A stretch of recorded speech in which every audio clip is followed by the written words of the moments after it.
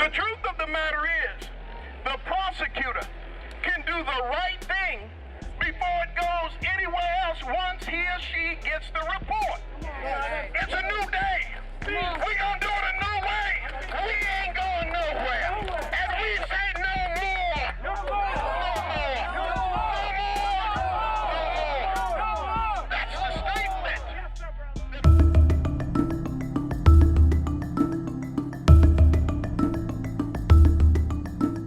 A former prosecutor and a campaign to replace a prosecutor. This week on the Laura Flanders Show, former prosecutor Paul Butler talks about his book Chokehold, Policing Black Men, and the film Dispatches from Cleveland documents the community organizing that changed the prosecutor's office in Cleveland in the wake of the killing of Tamir Rice. That's all coming up here on the Laura Flanders Show, the place where the people who say it can't be done take a back seat to the people who are doing it. Thanks.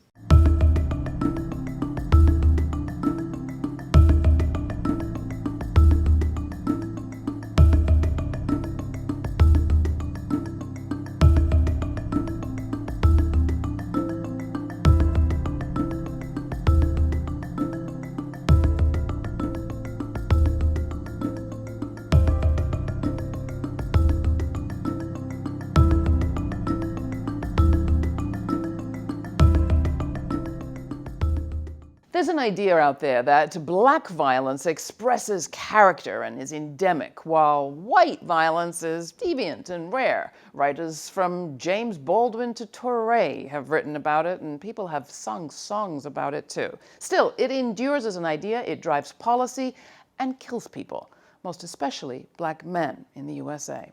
As a public prosecutor, today's guest, Paul Butler, used the idea to put black men away. As a black man himself, he's also felt its sting. Now he is the author of a new book about the system that's grown up around that lie and how it is enforced. It's called Chokehold. It's just out from the New Press. It's being hailed as doing for policing what Michelle Alexander's New Jim Crow did for incarceration. Paul, welcome to the program. Glad to have you. It's great to be here. Chokehold. You don't just mean what police do, although you do mean that, right? The chokehold is a way of thinking about what happens to African American men. Part one, we're looked at as thugs, as potential criminals. And the second part is the way that law and society respond to control, to put down the thug. It ranges from everyday social practices, like folks not wanting to sit next to black men on the subway. You know, I talk about the experiences of men who take the Amtrak, where you can choose your seat. They don't want to sit next to us. On Southwest Airline, where you get to choose your own seat as well, if there's a brother sitting on the aisle seat and a brother sitting in the window seat, no one wants to sit in the middle. There's a joke that African American men love Southwest because we get more leg room.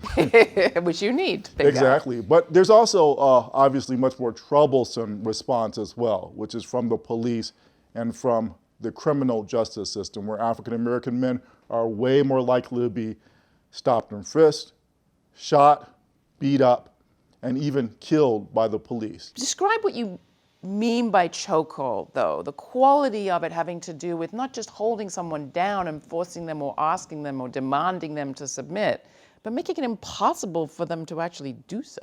Yeah, so a lot of police departments outlaw chokeholds, although that doesn't stop the police from actually using them. That didn't stop the NYPD from using one against Eric Garner, a black man whose crime was selling tobacco cigarettes on the street.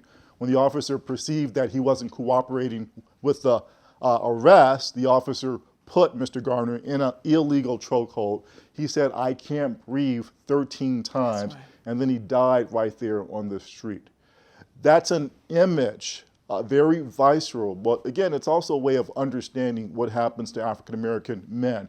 The reason that chokeholds are outlawed is because the police are trying to force you to do something, but you can't do it because you cannot breathe. Right. And that's an apt way of thinking about how black people are treated by the law. We're blamed for the circumstances in which we have no choice but to, you know, I'm thinking of a song, Marvin Gaye, "Make Me Wanna Holler."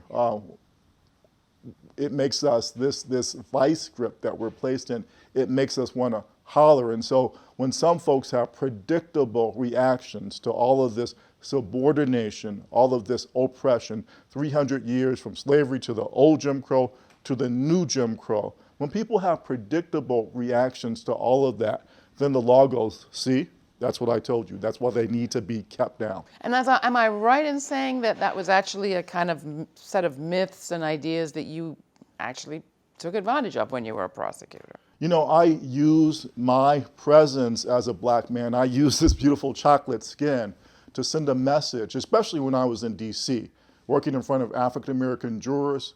If you go to criminal court in DC, you would think that white people don't commit crimes. They're 50% of the city, but they're not present in the criminal court. And in lots of big cities in the United States, Miami, New York, Los Angeles, you don't see white folks the way that you see African American people and Latino people and Native people. In DC, where most of the jurors were African American like me, those jurors knew that wasn't right. So I was hired to be a black prosecutor. I was hired so jurors could see this beautiful chocolate skin. It was supposed to send them a message. Don't worry, everything's okay. Go to sleep. And was it? Everything is so not okay, Laura. You know, sometimes when I talk about this chokehold metaphor, sometimes people say I'm being over the top, I'm exaggerating, but that's why I wanted to include lots of data. Right. There's some facts that folks just don't believe. For example, the way that the law works with regard to capital punishment. The Supreme Court has a case that says that if you have mental deficiencies or disabilities, you can't be executed because you can't appreciate what you've done. There are several states that have this way of testing your mental ability, which is they give you an IQ test. And then for African American men, they take this test, and then the state adds 15 points to their IQ. On the grounds that the test discriminated against black men. So the very work people have done to show that that test is discriminatory gets people killed. Yes, they get bumped up, they get 15 points added to their IQ so that they can be executed. So very quickly, the statistics, you pack the book full of them, and we'll show some of them. Are black men dangerous? What's the answer to that question? Not compared to white men. That's the answer. So men as a group are certainly dangerous compared to women. So one of the things I wanted to do in this book was to take advantage of this amazing theory founded by our mutual friend, Kimberly Crenshaw, intersectionality. A lot of what happens to African American men happens because we're black and because we're men. And so, yes, men are more likely to commit crime. But when you add race to the mix, again, a lot of people don't know that more violent crime is committed by white men than by African American men. A white person is much more likely, 100 times more likely to be victimized by another white person than he or she is by an African American. It's certainly true that African American men commit a disproportionate share of certain kinds of street crime, but there, the most likely victim is somebody who looks like me, another African American man. So much I want to get to, but we've just talked about one of the myths. Another one now in sort of liberal circles is that Donald Trump is kind of the apocalypse for all of this. Is he? Is this situation that we're facing now exponentially worse than where we've been before? I don't know how Trump could be worse. What I'm hoping if it's an apocalypse, it could be a productive apocalypse. In part because when I was writing this book, I was kind of thinking Hillary Clinton was going to be the president. But there was no rejoicing. I thought she'd be like President Obama, who did more in this criminal justice space than any president before him, but still not nearly enough. So I thought that President Hillary Clinton might continue this tradition. Even with a history of her husband's Criminal Justice Act and all of that? Well, you know, she campaigned with mothers of the movement, women who lost children due to police violence against black people. So I think she had that moral weight. And things have not changed so much. African Americans have never had peace with the police. They didn't. We didn't during the Bill Clinton administration. We didn't during the Obama administration. But certainly there's been a lot more focus. So I was cautiously hopeful, but not expecting a whole lot, in part because She was talking about reform. And Laura, we're too deep in this mess to be thinking about reform. We have to think about transformation. We have to talk about disrupting the United States of America as we know it and remaking it. You know, it's something that African Americans have traditionally done. Every 100 years or so, we come and save this country's soul. We did it when we abolished slavery. We did it when we abolished the old Jim Crow. And so the radical idea in Chokehold is about abolishing the new Jim Crow. You lay out 3 steps that could start that process. I think you called them steps to abolition. You know, because when I talk about prison abolition, especially from a former prosecutor, people say, what, are you crazy? I don't mean that we go and open every prison door cell tomorrow. So I think we have to do this in a way that respects people's desire to be safe. So one question we ask is, well, what is it that we think prison does? So what we hope it does is to keep us safe from people who would harm us and to make people who've caused harm responsible, accountable for what they've done.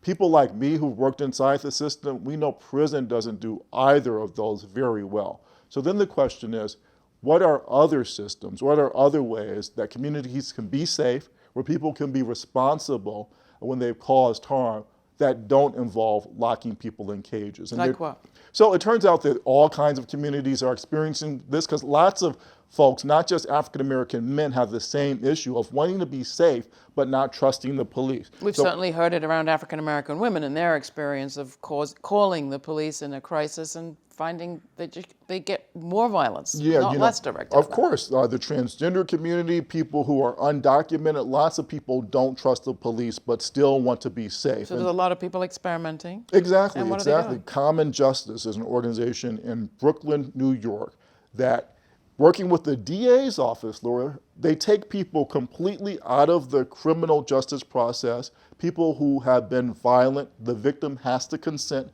In Brooklyn, they do all the time because they know criminal justice doesn't work. So they put these, it's usually men, in these circles that they have to take responsibility for what they did. It's a long process. They have to think about why they did it. They have to repair themselves, repair the relationship. A lot of the brothers, when they're in the middle of this 2-year thing, they say, man, I wish I'd gone to prison because this is work. This is too hard. But guess what? Much better outcomes than locking people in cages. And so when we look at who's in prison now, people, when I talk about abolition, they're all concerned about the 5%. 5% of people are locked up for homicide and sex crimes and crimes against children. So if we think of those as the worst crimes, that's just 5%. I don't know exactly what to do with those folks now, but I say let's start working on the 95%. So again, we do this in a responsible way. About 10% of people who are in prison now are over 55. Laura, prisons are actually operating assisted living facilities. Those people don't belong in prison. And I know it's a lot of data, but the last one, this should blow everybody's mind. 80% of people who are locked up are either addicts or have mental illnesses. Right. I would say that prisons are the largest providers of mental health services, except they don't actually provide those services. They just warehouse those people. And so this is a human rights issue. It's civil rights, it's civil liberties, but at the end of the day, it's just human rights. We are not treating people in this country fairly when they've messed up. We're just making it worse. So we're running out of time, and I want to roll lots of questions into one. So I will. One of them is, you're a model of somebody who made a change. When you saw the situation in the prosecutor's office, you said, I'm out of here. I want to hear more about that. And then your message to others who could do something differently today to help to unravel this system. I'm not saying it's not a systemic problem. It can't all be done by individuals, but there are people and companies, you talk about insurance companies, could address this question of police brutality differently. So why did I leave the prosecutor's office? I was working at the Department of Justice. I had the most high-profile case in the section. I was prosecuting a United States senator for public corruption. While I was working on that case, I got arrested and prosecuted for a crime I didn't commit. I won't say what happened because I want everybody to buy the book and find out for themselves, but I'll give you a hint. Things worked out fine for me. Things worked out fine because I hired the best lawyer in the city because I could afford her. Things worked out fine because I had social standing. We made sure the jurors knew I'd gone to Yale and to Harvard Law School.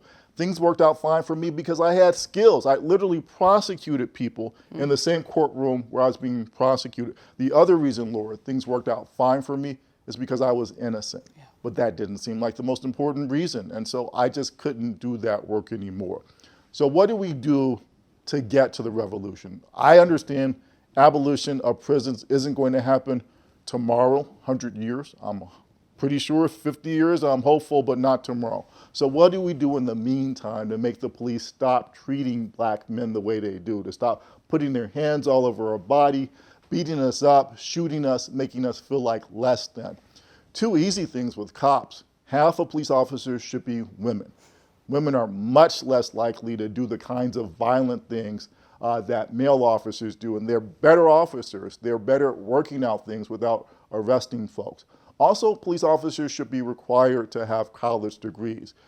When you have officers who are better educated, they tend to be less racist and also better at working things out without making arrests.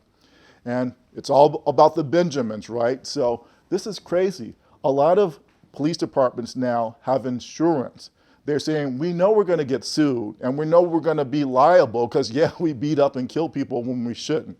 So that creates this problem that economists call moral hazard. When you know you have a certain amount of money to pay, it makes you less willing to rein in your conduct.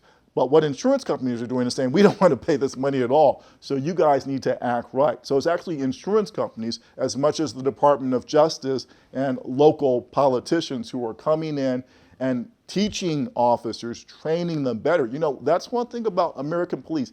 18,000 different departments, no national standards, no national requirements. So we get all of these, you know, Keystone cops who we're seeing, unfortunately, but when you give a Keystone cop a gun, a badge, and the power to arrest, we get Ferguson, we get 12-year-old Tamir Rice, we get Sandra Bland. So the stakes are high. You know, I wanted to write a book that was entertaining in a sense because I want the medicine to go down easy, but this is hard medicine, Laura. The stakes are really high. Well, the book is really good. It's Chokehold, Policing Black Men. It's just out from the New Press. Its author is Paul Butler. Thanks so much for coming in, Paul. Great to be here. Great to have you.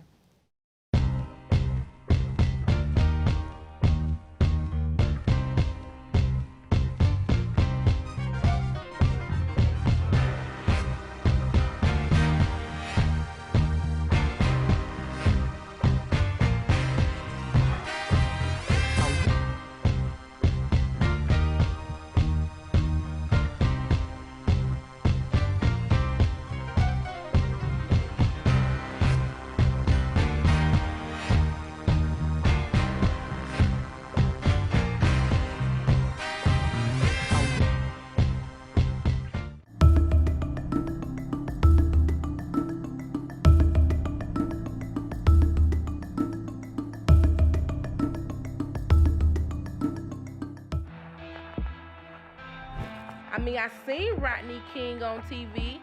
You know, I thought it was all over. And then I seen Trayvon. And then I seen Michael Brown, Eric Garner, John Crawford. Then I seen me. I just don't believe it. I was just raising my kids. I was in the middle of cooking lasagna. And I got a knock at the door.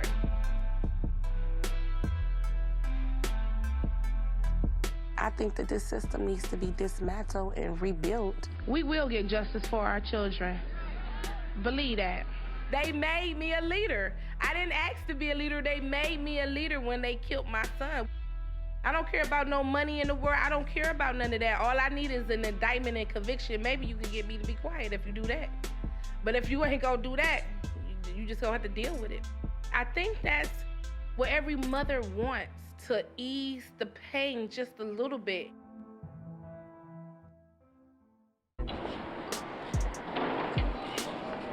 Eight months after my cousin was murdered, we turned in a petition with 63,000 signatures asking for Magenti to issue an arrest of the officers that killed Tamir Rice. Today I'm here to turn in a petition with 200,000 signatures asking him to step down and appoint a special prosecutor in Tamir's case. For the past year, a family, a community has demanded more from Prosecutor McGinty and the officers responsible for pulling the trigger. It is an embarrassment that the prosecutor is not acting in the best interest of the people and of a child's life. Where's he at? I would like to speak with him. I don't think he's going to be available this afternoon. He wasn't You available don't think? last Can you time we find came. out? When will he be available? You said you didn't Not think. sure. Well, he's in a court hearing right now, and he has meetings this afternoon. Is he aware that petitions have been delivered for him to recuse himself? What would you do if it was your 12-year-old? How would you feel? I'm sure I'd you be feel here? terrible. We'd all feel terrible. Like we feel terrible about what happened to Tamir Rice. Admit that you're doing Is nothing. Magenti going to advocate for charges against these officers to the grand jury? What the prosecutor has said is that when the investigation is I heard what he complete, said. My question was, is he going to advocate for We've not charges made against the officers that murdered my cousin? happy to take your petition. That's all we can do at this point, ma'am. Do you feel terrible Over about the fighting president like this? accountable be in a jail?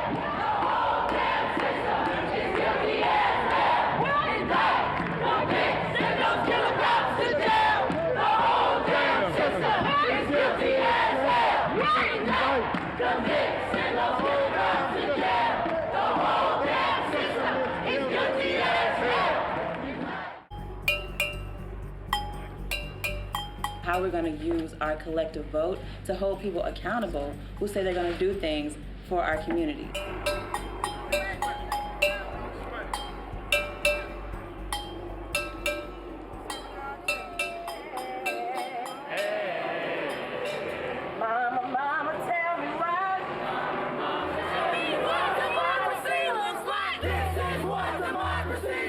How do we utilize this weekend to long-term target Prosecutor McGinty as like the root cause of the mess that we are seeing? Hands up! 3 weeks out from our March primary, the Democratic race for Cuyahoga County prosecutor is heating up. It is a race that puts incumbent Tim McGinty against former Cleveland Councilman Mike O'Malley. McGinty, gotcha! And it's going to take all of us to keep this message in the eyes of the political figures and let them know that we are watching them and our vote will matter in the next election. So we are asking people to rally at the polls and vote McGinty out of office. No justice has been felt in this city. The truth of the matter is, the prosecutor can do the right thing before it goes anywhere else once he or she gets the report. It's a new day. We gonna do it a new way. We ain't going nowhere. And we say no more. No more. No more. That's the statement.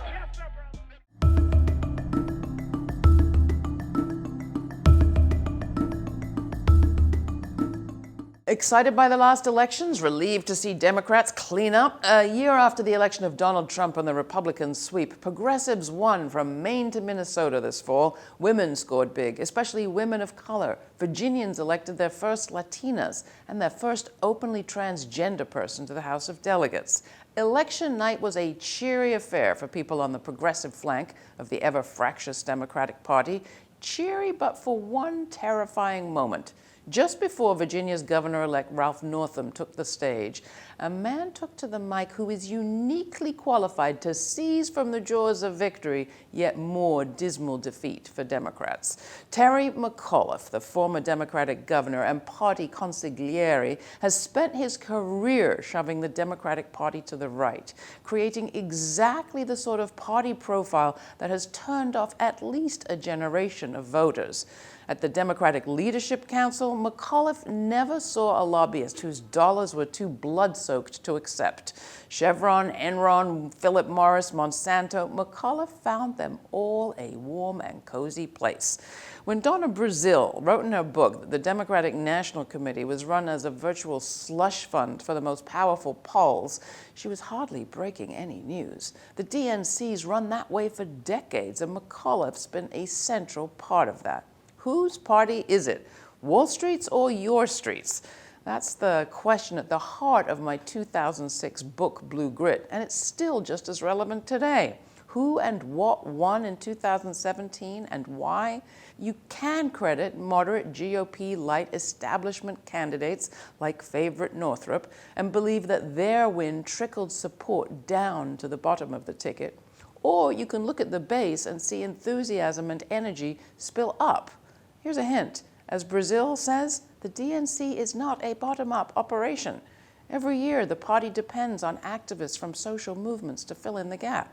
This year, even after 18 months of being bad-mouthed by Clinton crusaders, Bernie Sanders supporters and the groups they tend to be part of raised money, knocked doors, made calls, and did the work local party outfits might do if they had the funds or the encouragement, but they don't.